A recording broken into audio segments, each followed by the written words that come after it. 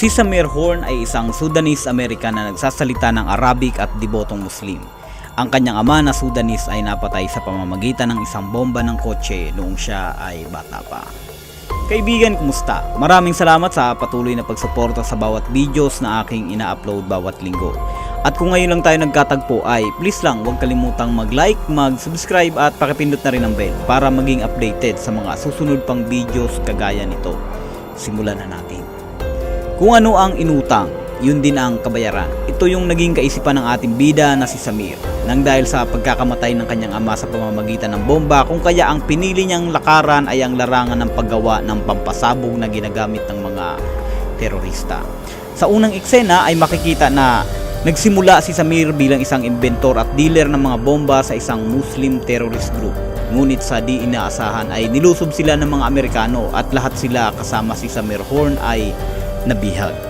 Inalok naman si Samir ng FBI agent na si Clayton na kung makikipagtulungan ito sa mga FBI para sa mga impormasyon na kinakailangan nila ay maaaring palayain nila si Horn. Subalit tumanggi ito at mas pinili na maging preso kasama ang kanyang mga tinuturing na kapatid na Muslim. Sa kulungan ay nakita ni Samir ang pambubuli ng isang mayor sa isang kapatid na Muslim. Itinapon ng siga ang pagkain at nakakaawa naman na isa-isa itong pinupulot ng preso. Nang dahil sa awa ay tinawag ito ni Samir at ibinigay ang pagkain niya para dito. Hindi naman ito nagustuhan ng sigang mayor kung kaya sila ay nagpang-abot ni Samir Horn. Nabugbog si Samir nang dahil sa pagtutulong-tulong ng mga kalaban at wala siyang naging kakampi. Matapos ang ilang araw ay muling nakalabas si Horn sa pagkakabartolina. Habang siya ay nananalangin ay dumating ang mayor at hinamon muli ito na tapusin na nila ang naudlot na away. Subalit lumapit si Omar at sinabing tapos na ang away niyong dalawa. Pinagbantaan ng mayor maging si Omar na huwag sumali kung ayaw nitong magulo din ang kanyang buhay.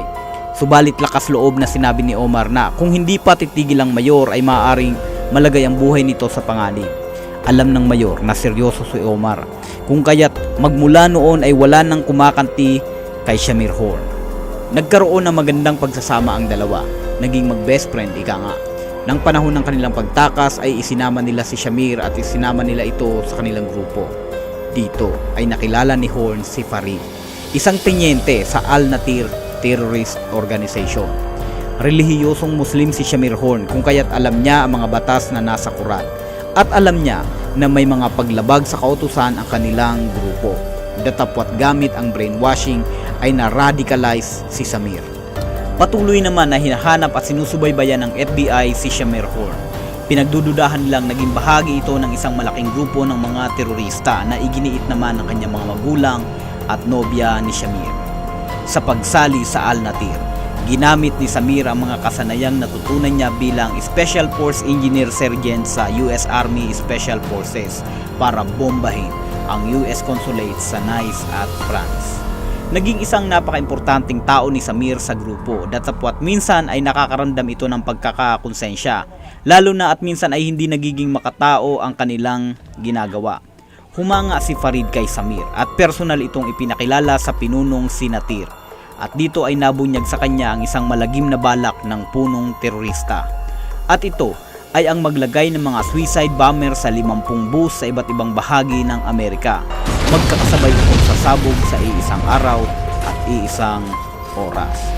Nakipagtulungan si Samir ng lihim sa isang agent sa FBI na si Agent Carter, kapalit ng pakikipagkita niya sa kanyang nobya.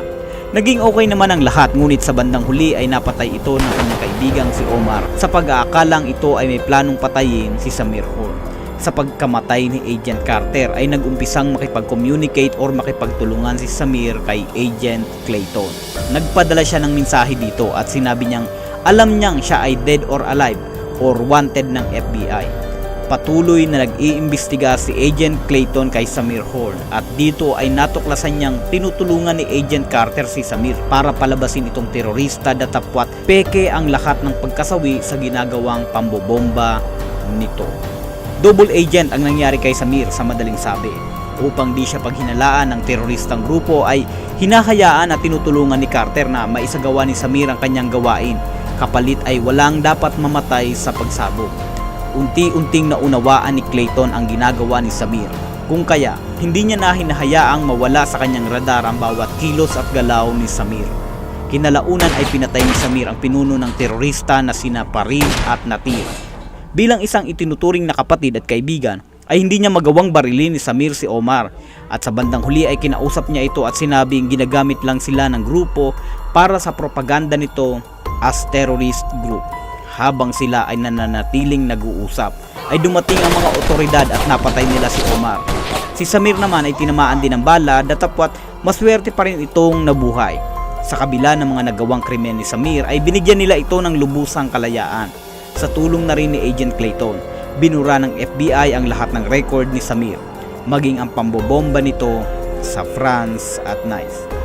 Sinabi ni Samir na kahit burahin ng sino man ang pagkakamaling nagawa niya ay hindi na yon mawawala sa kanyang puso at isipan. Nirecite niya ang nakasulat sa Quran na kung sino man ang pumatay ng isang tao ay pinatay niya na rin ang sangkatauhan. Sinagot naman ito ni Agent Clayton na gayon din naman ang sino mang magligtas ng isang tao ay iniligtas niya na rin ang sangkatauhan. Para kay Agent Clayton, hindi kriminal si Samir kundi isang bayani na nagligtas ng maraming buhay sa kamay ng mga terorista.